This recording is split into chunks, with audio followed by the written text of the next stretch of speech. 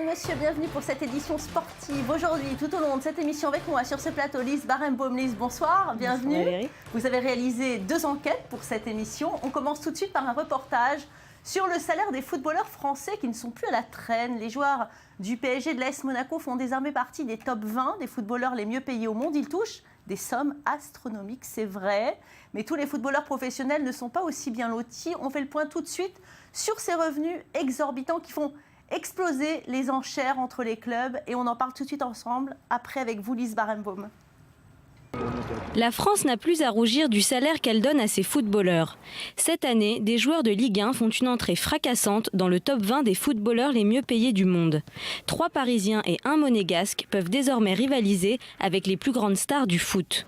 Une progression logique pour le PSG qui est devenu cette année le 5e club le plus riche du monde. Même si Léo Messi, Cristiano Ronaldo et Neymar émargent à plus de 25 millions d'euros par an, Thiago Silva n'est pas en reste avec déjà 15 millions d'euros contre 14 pour Falcao. Ces Français d'adoption font partie des 7 footballeurs les plus riches du monde. Mais la palme revient à Zlatan Ibrahimovic. Avec un salaire de 18 millions d'euros par an, le Suédois empoche 1,5 million d'euros par mois, sans compter les primes et les contrats publicitaires qui font monter l'addition à 23,5 millions d'euros par saison. Son transfert record depuis le Milan AC avait déjà choqué l'ancien entraîneur de Marseille, Elie Boep. On est dans une forme de démesure. Je sais qu'aujourd'hui, Michel Platini, dans son fair play financier européen, risque d'avoir du travail par rapport peut-être rien qu'à ce club. Voilà. Après, c'est un tel déséquilibre voilà, qu'il n'y a pas, j'ai pas de commentaire à faire. Économiquement, c'est vraiment un grand déséquilibre. Pour certains politiciens, ces salaires sont simplement indécents en ces temps de crise économique. Ces chiffres ne sont pas impressionnants, ils sont indécents. Ils sont indécents à un moment où dans le monde entier, chacun doit faire des efforts. Dans le monde entier, chacun connaît les conséquences terribles d'une crise que d'ailleurs la financiarisation du monde de l'économie avait provoquée. Cette même financiarisation semble s'emparer de plus en plus chaque mois ou chaque année du football. Pourtant, ces rémunérations sont en stagnation. En 2014, les salaires reviennent à peine aux chiffres de l'année 2008-2009. En France, les footballeurs moyens touchent 35 000 euros net par mois. Les droits TV ont connu un fléchissement important et ce sont eux qui influencent le niveau de salaire des footballeurs. Sachant que leur carrière est 4 fois moins longue que celle d'un salarié quelconque, le ratio est moins impressionnant qu'il y paraît. Mais nos joueurs ne sont pas à plaindre. Ils gagnent tout de même 5 fois plus que le citoyen lambda.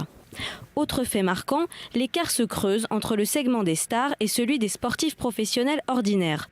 Sur les 20 joueurs les mieux payés de France, seuls 4 évoluent hors de Paris ou Monaco. C'est le cas de Johan Gourcuff avec ses 7,6 millions d'euros et de Gomis avec 3,5 millions d'euros à Lyon. Des joueurs qui sont des poids pour leurs équipes respectives. Mais tout ça n'est pas grand-chose à côté des salaires empochés par les athlètes américains. Zlatan est bien petit en face des 53 millions d'euros de Tiger Woods ou des 44 millions de LeBron James.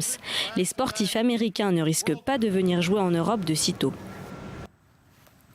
Alors Lise Barenbaum, on vient de le voir, les footballeurs touchent des sommes absolument astronomiques, mais ce n'est pas les sportifs les mieux payés. Ben oui, contrairement à ce qu'on croirait, Léo Messi avec ses 41 millions d'euros en 2013, il est que 5e des joueurs les plus payés au monde. En fait, il y a d'autres sports qui génèrent plus d'argent, le basket par exemple. Kobe Bryant, il a gagné 46 millions d'euros cette année. Et puis il y a d'autres sports qui sont très lucratifs comme le golf ou la boxe. Aux États-Unis, il y a un boxeur très connu, Floyd Money Mayweather, qui a déjà engrangé 30 millions d'euros cette année. Et puis le tennis, c'est aussi un sport où l'argent coule à flot. Federer, il est déjà à 51 millions en 2013. Alors on l'a vu dans le reportage, certains disent que les salaires des footballeurs sont indécents, mais c'est un petit peu comme le marché de l'art, j'ai l'impression. C'est un peu pareil, non ? Oui, tout à fait. Et on pose souvent la question aux sportifs et ils répondent que finalement, comme les tableaux ou les sculptures, leur prix dépend de leur valeur sur le marché à un instant T. En fait, tout ça, c'est assez cohérent avec le montant des droits TV et les budgets des clubs. C'est proportionnel à la richesse en fait qu'ils dégagent pour leur équipe. Oui, alors c'est quand même des montants qui sont impressionnants parce qu'on parle de crise économique mondiale et sans cesse les salaires ne cesse d'augmenter, Lise Barenbaum. Oui, c'est assez étrange. En fait, l'inflation des salaires dans le sport, c'est une constante. Pour vous donner un exemple, le podium de Ligue 1 cette année est à 47 millions d'euros. C'est Zlatan, Silva et Falcao. L'année dernière, c'était 34 millions d'euros. Donc en un an, il y a déjà eu un bond énorme. En 99, Ronaldo, il gagnait 10 millions et demi d'euros. C'était un des meilleurs joueurs au monde. Et aujourd'hui, Léo Messi, il est déjà à plus de 40 millions d'euros. Pour les budgets des clubs, c'est pareil. En 96, Manchester United était le seul club à générer plus de 100 millions d'euros de revenus. Et aujourd'hui, la barre des 100 millions d'euros, c'est à peine ce qu'il faut pour rentrer dans le top 30 des clubs européens. Bon, alors on a bien compris qu'en France, il y a 2 clubs qui réunissent les richesses, c'est le PSG et Monaco. Est-ce que c'est pareil en Europe? Oui, complètement. Dans le championnat espagnol, il y a 2 clubs vraiment qui trustent tous les joueurs les mieux payés. C'est le Real Madrid d'une part avec Gareth Bale et Cristiano Ronaldo, et puis le FC Barcelone avec Messi et Neymar. Et en Allemagne, c'est encore pire. C'est un seul club qui a tous les joueurs les mieux payés, c'est le Bayern de Munich, avec notamment Ribéry ou Schweinsteiger, par exemple. Alors vous êtes en train de me dire qu'à 20 ans et quelques, les joueurs ont déjà amassé des fortunes colossales? Oui, c'est incroyable. Il faut vraiment regarder ce qu'ils ont gagné sur toute leur carrière à leur très jeune âge. Et là, c'est vertigineux. Par exemple, Cristiano Ronaldo, il a seulement 29 ans. Il est déjà à 148 millions d'euros sur sa carrière. Messi, 146 millions d'euros. Samuel Eto'o à Chelsea, 85 millions d'euros. Et ce qui est intéressant, c'est que même ceux qui sont en fin de carrière sont encore dans la course. David Beckham, l'année dernière, 200 millions d'euros. Et une surprise, Thierry Henry, 36 ans, l'année dernière, 57 millions d'euros. Ça inclut bien évidemment les contrats publicitaires. Il continue à très bien marketer son image. Vous avez raison. Merci Lise, on se retrouve tout à l'heure. Sport mécanique à présent, la MotoGP vient de débuter sa saison et ça part sur les chapeaux de roue au Grand Prix du Qatar. Vous allez le voir, les surprises se sont accumulées, mais l'Espagnol Marc Marquez s'est illustré. Une belle performance pour ce tout jeune champion qui affronte un nouveau défi, celui de conserver son titre. Regardez. En sport, nouvelle saison rime souvent avec nouveauté. C'est un moment décisif pour les champions, l'occasion de tester leur motivation et leur envie de gagner. La saison 2014 de MotoGP ne fait pas exception. Les meilleurs pilotes se sont réunis à Doha pour le Grand Prix du Qatar.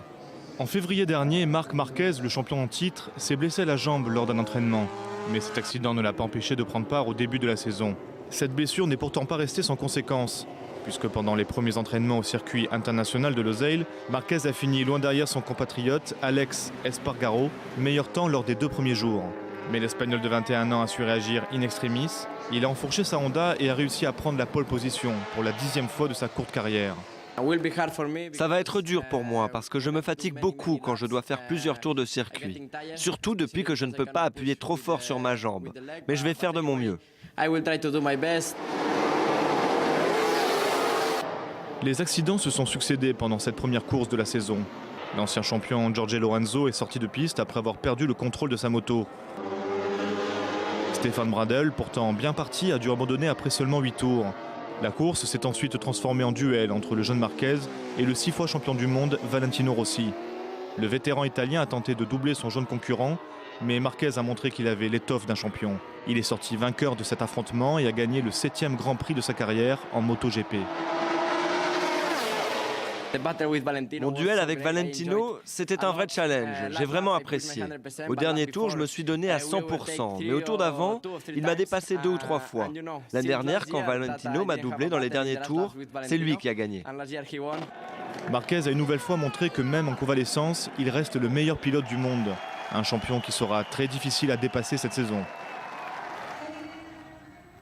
La popularité des sportifs dans le monde est si importante que les publicitaires ne peuvent ignorer ce phénomène. Ils n'hésitent pas à débourser des sommes astronomiques pour pouvoir utiliser l'image de ces stars de la planète sport. Autrefois, c'était les acteurs ou les chanteurs que l'on voyait en grand sur des encarts publicitaires des villes. Mais les nouveaux princes des temps modernes, ceux qui nous font rêver, ce sont véritablement les sportifs de haut niveau qui n'hésitent pas à se transformer en comédiens le temps d'un spot publicitaire. Et les cachets sont si élevés que bien souvent, les contrats publicitaires leur apportent plus que leur propre salaire. Un casting impressionnant, des spots télé démesurés, les marques se payent les plus grands pour promouvoir leurs produits. Regardez. Can we get a Pepsi? You'll have to play us. You know who we are? Do you know who we are? Les sportifs seraient-ils devenus des panneaux publicitaires ? Le roi Pelé fait voyager la Coupe du Monde à travers 90 pays pour le compte de Coca-Cola cette année. La firme américaine, partenaire de la FIFA depuis 1974, martèle son discours marketing. Le mondial 2014, ce sera du bonheur en bouteille. Les marques choisissent les sportifs pour leur image positive. Forme, dynamisme, dépassement de soi, esprit d'équipe, une aubaine pour les annonceurs en quête de sens et en mal de clients. Dans les années 90, le tennisman était à la mode. C'est le football et le rugby qui ont pris le relais aujourd'hui. L'allure virile de Sébastien Chabal est parfaite pour les parfums masculins et les marques de voitures. Si traditionnellement l'athlète est utilisé pour vendre du matériel sportif, aujourd'hui il peut faire vendre n'importe quoi. Le grand spécialiste, David Beckham, qui a su monétiser son nom et sa plastique à l'infini.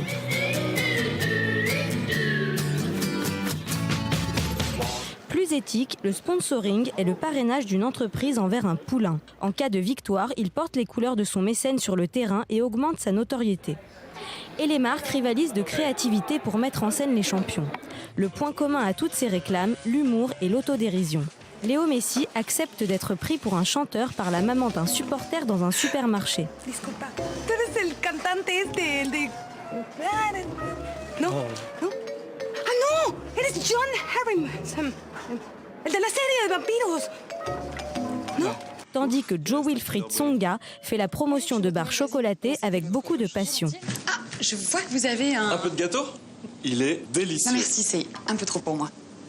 Je crois que je préférerais le... Un biscuit? L'attaquant espagnol Fernando Torres n'hésite pas à raccrocher ses crampons pour se mettre au fourneau.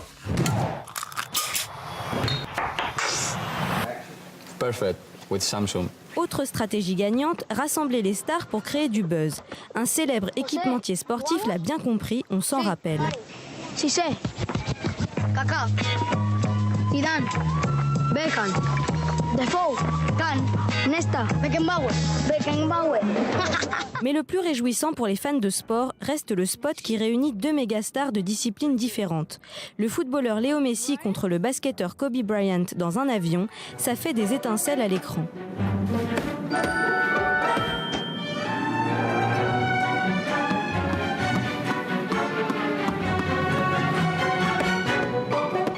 Les sportifs font aussi vendre sensualité, élégance, des valeurs qui relèvent du sexisme mais qui rapportent gros aux annonceurs.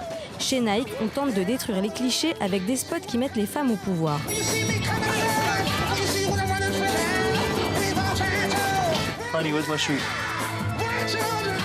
Mais quand les scandales écornent l'image des sportifs, le sponsor décide parfois de se passer de leur service. L'attitude des Bleus à la dernière Coupe du Monde a coûté ses partenariats à Nicolas Anelka. Sous le vernis de l'humour, ces publicités qui coûtent des millions sont prises très au sérieux. Les facéties de Neymar contre des touristes dans un spot pour un soda ont été attaquées par une commission parlementaire au Brésil. On ne peut pas rire de tout. Alors Lise Barenboim, vous nous avez fait rêver avec ces sportifs bien bâtis.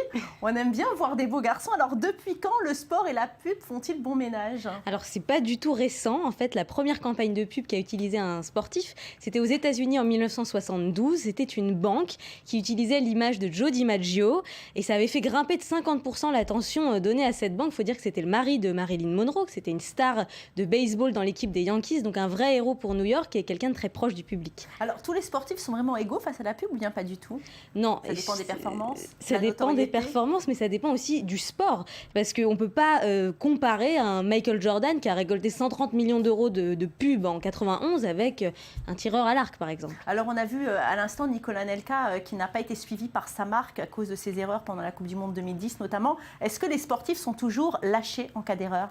Alors en général, il y a une clause de rupture en cas de dérapage qui est signée dans les contrats publicitaires, surtout avec les footeux, mais parfois les sponsors suivent leurs sportifs, ils ne les lâchent pas puisque la cote de popularité ne descend pas forcément à cause du scandale. Benzema et Ribéry par exemple n'en ont pas fait les frais. Alors justement en France, puisque vous parlez de footballeurs, on a l'impression que depuis 98, la fameuse Coupe du Monde face au Brésil, il n'y en a que pour les footeux. Alors ça c'est une fausse impression. On a des gens comme par exemple Sébastien Loeb qui est un champion de rallye, qui est vraiment le chouchou du public et ça les annonceurs l'ont bien compris, donc ils l'utilisent beaucoup. beaucoup, ou des basketteurs comme Tony Parker qui n'évolue même pas en France, qui lui est tout le temps dans des pubs pour de la confiserie, des fast-food, il n'arrête pas. Mais les grands tourbillons publicitaires de marketing, c'est pendant les grandes compétitions quand même. Oui, les annonceurs profitent vraiment de ces moments pour se mettre en avant. C'est très propice à la médiatisation. Ils servent déjà des pages pubs pendant les retransmissions télé. Aux États-Unis, on sait que les rencontres, elles sont organisées en fonction de ces moments publicitaires. Et ça peut aller très loin, 2,5 millions de dollars pour 30 secondes de pub au Super Bowl. Et puis les stades sont tapissés de panneaux publicitaires. En cyclisme, on a la caravane publicitaire qui suit les cyclistes pendant toute la course. Puis on a même des marques qui donnent leur nom à des stades. On a la MM Arena au Mans. C'est MMA qui paye 1 million d'euros à la ville du Mans tous les ans pour pouvoir donner son nom au stade de la ville. Alors, on a même de nouveaux emplacements publicitaires très surprenants. Ah oui, alors il faut savoir qu'aujourd'hui, les fesses des sportifs, ce sont des espaces publicitaires commercialisables. Ce n'est pas une blague. Récemment, il y a un groupe de rap Section d'Assaut qui a utilisé les shorts du Montpellier Hérault. Et puis, il y a un site de rencontre, Adopte un mec, qui s'est servi des shorts du Montpellier Rugby. Ça coûte quand même beaucoup moins cher que de mettre un logo sur un maillot.